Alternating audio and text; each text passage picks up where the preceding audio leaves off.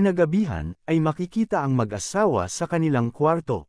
Habang magkaharap sa kanilang higaan, ay tinanong ni Leon, "Nakaisip ka na ba ng paraan para harapin ang mga noble families na iyon? Dahil ang iniisip ko ay kailangan natin silang pahirapan ng konti, tama ba?" Naiinis namang sumagot si Isabel at sinabing, "Bakit mo pa ipinapaalala iyon sa akin? Gayong maghapon na nga akong naiinis at hindi makatulog sa kakaisip tungkol dito." Awkward namang tumawa si Leon at sinabing, "Hindi ko nga rin alam. Siguro ay dahil medyo kinakabahan lang ako ngayon." Nagtatakang tinanong naman ni Isabel, "Ano naman ang iyong ikinakakaba? Nasa sariling bahay na natin tayo." Napakamot naman sa ulo si Leon at ipinaliwanag, "Kasi ilang araw pa lamang simula noong nalaman ko ang totoo mong pagkatao. At noong araw na nasa palasyo tayo, ay espesyal na okasyon lamang. Ngunit ngayon, ay ang weird ng pakiramdam ko, parang noong una tayong ikinasal." Dahil naman sa mga sinabi niyang ito, ay tinawag siya ni Isabel na isang idiot, saka ngumiti at sinabi, "Kung ganoon ang pakiramdam mo, ay ipapakita ko na lamang sa iyo kung ano ang dapat mong ginagawa ngayon." Makalipas naman ang ilang oras ng mainit na gabing iyon, ay makikitang mahimbing na ang tulog ni Isabel. Habang si Leon naman ay ngayon ay nagpalit na ng kanyang damit. Kasunod nito, ay ngumiti siya habang pinagmamasdan si Isabel at sinabi, "Mukhang ang kama namin dito sa bahay ang pinakakomportable para sa aking asawa, dahil talagang napakahimbing ng kanyang tulog." Kasunod nito, ay biglang naging seryoso ang kanyang ekspresyon at sinabi, "Mahal kong asawa, magpahinga ka na lang munang mabuti at ako na ang bahala sa mga problemang kinakaharap natin." Kasunod nito, ay nagsimula na siyang maglakbay sa ibabaw ng mga bubong.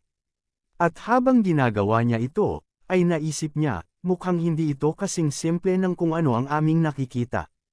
Dahil imposible para sa nakaraang dinastiya na makipagtulungan lamang sa Wang family. Kaya sa aking palagay, ay nakikipagtulungan pa ang mga ito sa iba pang noble families. Kaya nakakasigurado ako na mayroong especially iya ang mga ito na nagtatrabaho para sa Empress. Matapos namang makarating sa kanyang destinasyon, ay nagtataka niyang tinanong sa kanyang sarili, "Ang weird naman nito, bakit wala atang bantay sa gate?" Habang iniisip pa niya ito, ay biglang nagsalita mula sa kanyang likuran ang isang tao at tinanong kung ano ang kanyang ginagawa sa lugar na ito sa ganitong oras. Ang taong iyon pala ay si Shen, at sinabi pa niya, "Huwag mong isipin na magagawa mo na ang kahit anong gusto mo dahil lamang sa relasyon mo sa aming Empress." Hindi naman pinansin ni Leon ang mga sinabi niyang ito, at sa halip ay ngumiti pa nga at binati siya ng, "Magandang gabi." Lalo namang nena si Shen sa reaksyon niyang ito, kaya galit niyang sinabi, "Sabihin mo na lamang kung ano ang dahilan ng pagpunta mo dito." Wala namang pakialam si Leon sa kanyang ipinapakitang galit, at sa halip ay patuloy na ngumiti at ipinaliwanag, "May narinig akong mga interesanteng bagay mula sa patriarch ng Wang family may kinalaman sa mga nakaraang dinastiya." Nagulat naman si Shen sa sinabi niyang ito, kaya agad niyang tinanong kung seryoso ba siya sa kanyang mga sinasabi. Kasunod nito, ay pumasok na sila sa headquarters ng Six Doors. Dito ay sinabi ni Shen, "Ang sinasabi mo ba ay ang ilang miyembro ng noble family sa Kapitolyo ay nakikipagtulungan ngayon sa mga tao ng nakaraang dinastiya? Sabihin na nga nating totoo ang iyong sinasabi, pero paano naman natin malalaman kung sino sa kanila ang mga iyon?" Agad namang tumugon si Leon, "Ang tanging kailangan mo lang gawin ay ang suriin ang mga resources ng mga pamilyang ito at tingnan kung sino ang mayroong kaina-hinalang mga transaksyon nitong nakaraang taon." Napaisip naman si Shen sa sinabi niyang ito at sumang-ayon sa kanya. Ngunit sinabi din niya, "Bagamat maganda nga ang iniisip mong ito, ay nagawa na rin namin ito noon. Ngunit ang kanilang mga fake accounts ay masyadong profesional ang pagkakagawa." Tumawa naman si Leon at sinabihan siyang mag-relax, saka sinabing, "Hanggat malalaman natin kung saan nagtutungo ang mga resources na iyon, ay maaari na nating mapaghiwa-hiwalay ang mga taong kayang guluhin ang market ng imperyo at ang mga mayroong kakayahang pagsamantalahan ang mga sibilyan. At kapag nagawa na natin iyon, ay malalaman na natin kung sino ang ating mga suspect." Matapos namang marinig ito, ay nagkomento si Shen, hindi nga maikakailang isa kang bandido. Tumawa naman si Leon at sinabihan siya, masyado ka lamang nag-overthink, dahil kahit kailan, ay hindi ko ginawa iyon sa imperyo. Dahil isa akong mabuting tao. Lalo namang nena si Shen sa sinabi niyang ito, kaya sinabihan niya siya, manahimik ka na.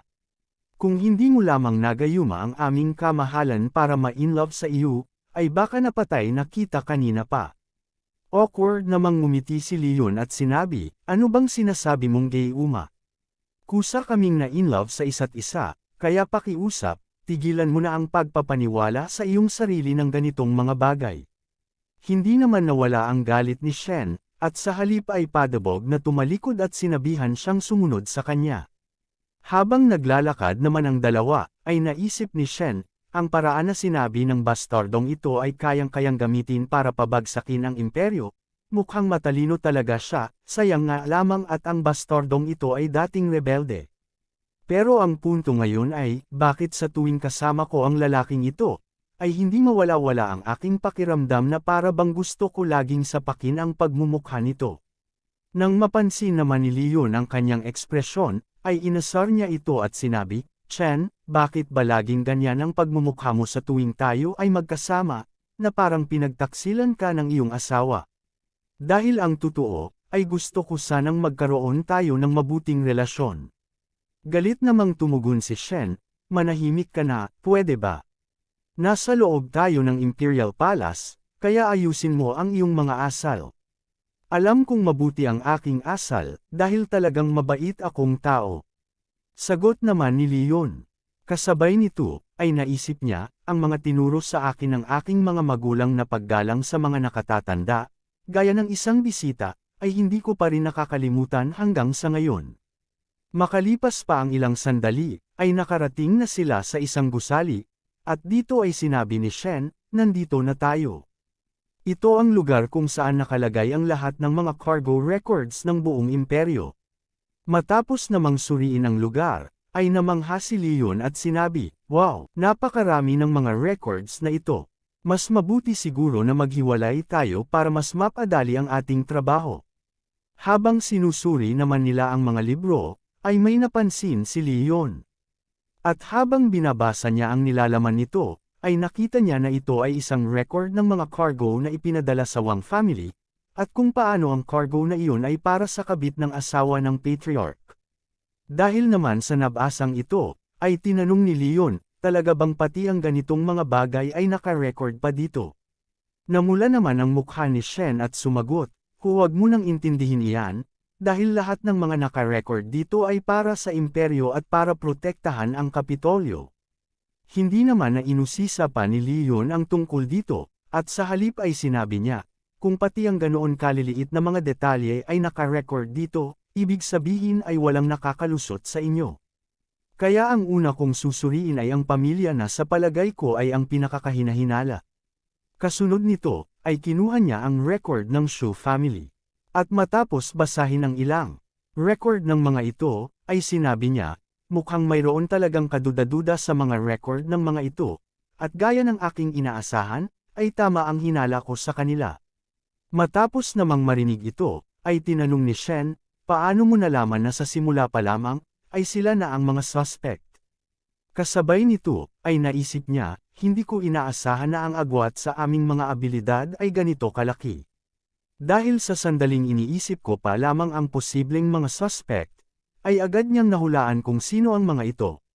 Ngunit, iba sa kanyang iniisip, ay biglang sinabi ni Leon, kaya ko sila pinagdudahan, ay dahil sila ang mayroong pinakakaunting ipinadalang regalo sa amin kanina. Hindi naman makapaniwala si Shen sa sinabi niyang ito, na dahil lamang sa regalo, kaya niya pinagdudahan ang pamilyang iyon. Kasunod nito, taglay ang isang determinadong ekspresyon, ay sinabi niya, bagamat kalimitan ay hindi ako interesado sa ganoong mga bagay, ngunit sa kabila ng pagpapakita ng aming intensyon, ay nagawa pa rin nilang magpadala ng ganoon kakaunting mga regalo. Kaya dahil dito, ay pupuntahan ko na sila para kausapin ng masinsinan tungkol dito. Nagsimula namang magpanik si Shen at sinabi, sandali lang. Babaliwalan mo na ba ang Imperial Court ngayon? At meron ka bang ebidensya para patunayan ang iyong mga akusasyon? Agad namang sumagot si Leon, hindi pa ba sapat ang mga ebidensyang ito? Bagamat hindi ito sobrang tibay na ebidensya, pero sapat na ito para takutin sila. Bilang tugon naman, ay walang emosyon na sinabi ni Shen, kung ganoon talaga ang iyong binabalak, ay kapag napatunayan na natin na talagang nakikipagsabuatan sila sa nakaraang dinastiya, ay mapapaslang ang kanilang buong pamilya at ang lahat ng kanilang mga ari-arian ay kukumpiskahin. Ngumiti naman sa kanya si Leon at sumang-ayon. Uy Lods, sandali lang. Nai-enjoy mo ba tong video? Kung oo, baka gusto mong suportahan ang channel sa simpleng paraan. Walang dagdag gastos sa'yo. May TikTok affiliate link tayo sa comment section at description. Pag-click mo ng link, visit mo lang showcase ko. At kung may magustuhan ka, at bibili ka naman talaga gamitin mo na, yun, malaking tulong yan para makagawa pa tayo ng mas maraming content. Don't worry, wala yan dagdag sa price mo. At kung wala naman dyan ang hinahanap mo, message mo lang ako para i-add natin. Salamat idol. Balik na tayo sa video. Kasunod nito, ay lumipat ang eksena sa tirahan ng Shu family. Habang pinagmamasdan ang malaking gate ng mga ito, ay sinabi niya, ang Shu family main gate ay tila masyadong engrandi, at mukhang marami talaga kaming makukumpiska dito kung nagkataon. Kasunod nito, ay bigla niyang sinipa ang pinto. At matapos itong magbukas, ay nakita niya na mayroon ng nakaabang sa kanya. Kaya dahil dito, ay sinabi niya, mukhang sa dami niyo ngayon, ay talagang pinaghandaan niyo ang aking pagdating, handa na ba kayong makipaglaban? Ngunit matapos niyang sabihin ito, ay labis siyang nagulat, dahil hindi mga mandirigma ang nag-aantay sa kanya, kundi isang grupo ng mga babae na agad siyang binati. Welcome, Master, ano ang gusto mong gawin sa amin? Dahil gaya ng sabi mo, ay handa na kaming makipaglaban sa iyo. Sa kabilang banda naman, si Leon, na hindi pa rin maunawaan kung ano ang nangyayari, ay natulala at napatanong sa sarili, ano ba itong napasukan ko? Mukhang ito na ang magiging dahilan ng aking pagkamatay. Habang naguguluhan naman siya sa sitwasyong ito, ay nakita niya ang patriarch ng Shu family.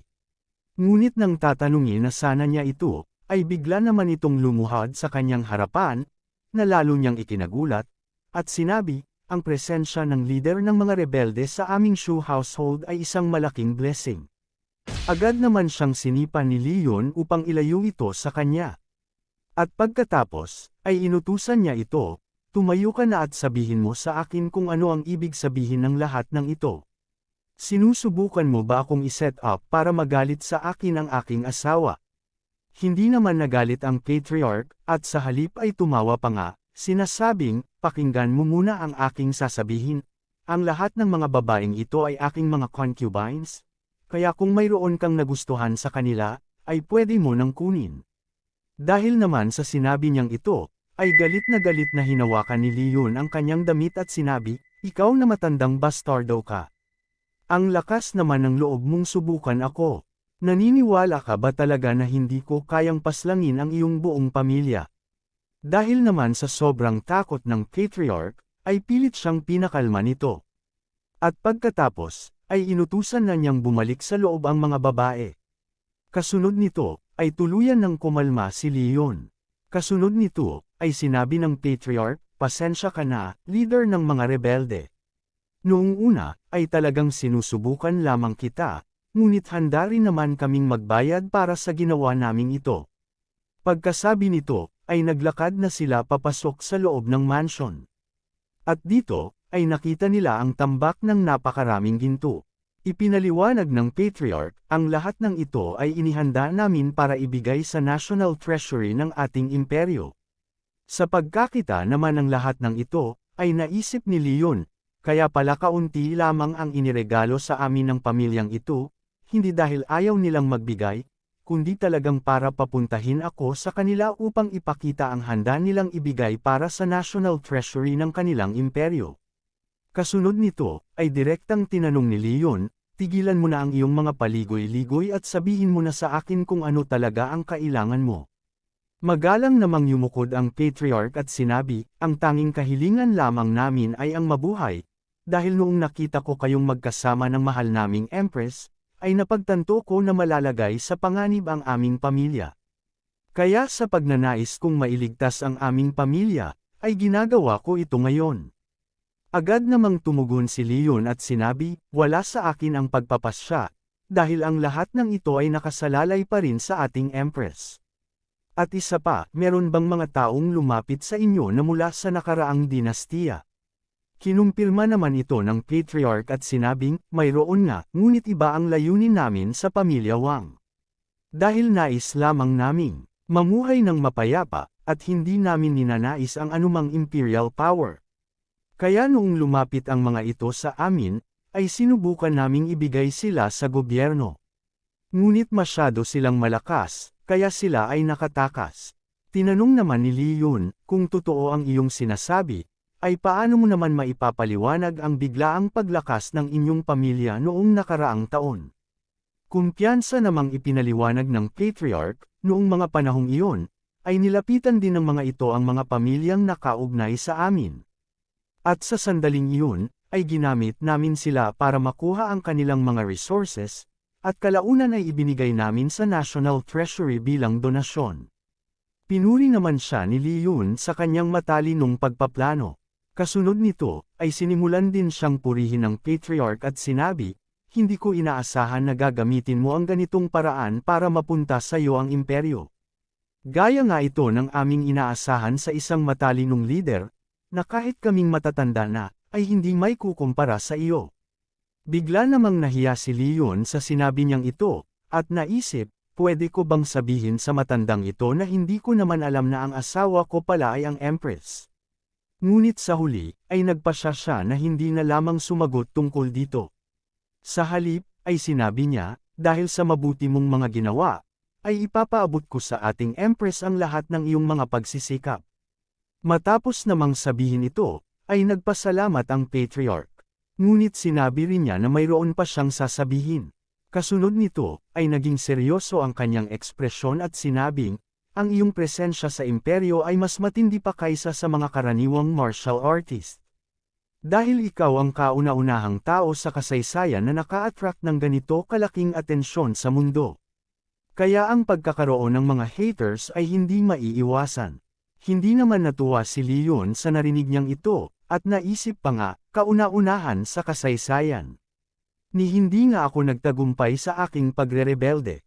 Ang tinutukoy ba niya ay kaya nagagalit sa akin ang marami ay dahil pinakasalan ko ang kanilang Empress. Makalipas naman ang ilang oras, ay muling nakabalik si Leon sa kanilang bahay.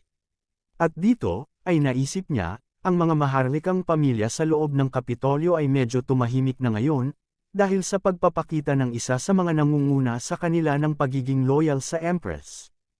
At habang pinagmamasdan niya si Isabel, ay sinabi niya, hindi na siguro magkakaroon ng problema ang mga ito kapag nakita nila kami ng aking asawa sa morning audience. Habang iniisip naman niya ito, ay nagising si Isabel. At nang makita niyang nakaupo ito sa kanyang tabi, ay agad siyang bumangon at tinanong, lumabas ka ba? Hindi naman ito itinanggi ni Leon, kaya sinabi niya, wala kasi akong magawa, kaya namasyal muna ako at pumunta sa bahay ng isa sa mga maharlikang pamilya upang magkaroon ng isang friendly conversation sa kanila. Sa pagkarinig naman nito, ay agad siyang niyakap ni Isabel mula sa kanyang likuran at sinabi, hindi mo naman na kailangang gawin iyon. Dahil ang kailangan mo lamang gawin, ay maging asawa ko. At wala na akong pakialam sa iba mo pang pagkatao. Habang ginagawa naman ito ni Isabel, ay naisip ni Leon, mahal kong asawa, kung alam mo lamang kung gaano kakakyut ngayon. Marahil ay naalimpungatan lamang siya, at hindi pa siya tuluyang nagigising. Kaya sobrang malambing niya ngayon. Dahil naman dito, ay sinabi niya, huwag mo nang isipin iyon, at ipagpatuloy na lamang natin ang ating pagtulog. Habang nakapikit naman si Isabel, ay bigla nitong sinabi, Leon, gusto ko ng kiss. Hindi naman makapaniwala si Leon sa kanyang narinig, at napatanong pa nga, ito ba talaga ang asawa ko? Mahal kong asawa, paano naman ako makakapokus sa pagtulog kapag ganito ka? Ngunit bago pa siya makakilos, ay hinalikan na siya ni Isabel, at habang nagpapatuloy ito ng ilang sandali, ay sinabi ni Isabel, hindi mo ako maaaring iwan habang buhay. Nangako naman si Leon, Kahit matuyo pa ang dagat at lamambat ang mga bato, ay hindi kita iiwan. Bilang tugon, ay malambing namang sinabi ni Isabel, talagang hindi mangyayari yun, dahil kapag tumingin ka sa ibang babae, ay puputulin ko yan. Hindi naman namalaya ni Leon na sumang-ayon siya dito, ngunit nang mapagtanto niya yun, ay natigilan siya, at napaisip kung talaga nga bang sumang-ayon siya sa bagay na yun. Abangan ang susunod na kabanata. Maraming salamat sa lahat ng mga nanood. Kung nagustuhan mo ang episode na ito, paki-like naman at mag-iwan ng heart sa comment section, malaking tulong na yun para ma-boost ang video. At kung hindi ka pa nakasubscribe, pindutin mo na din ang subscribe, at idamay mo na rin ang notification bell para updated ka sa mga bagong kabanata ng series na ito. Salamat ng marami.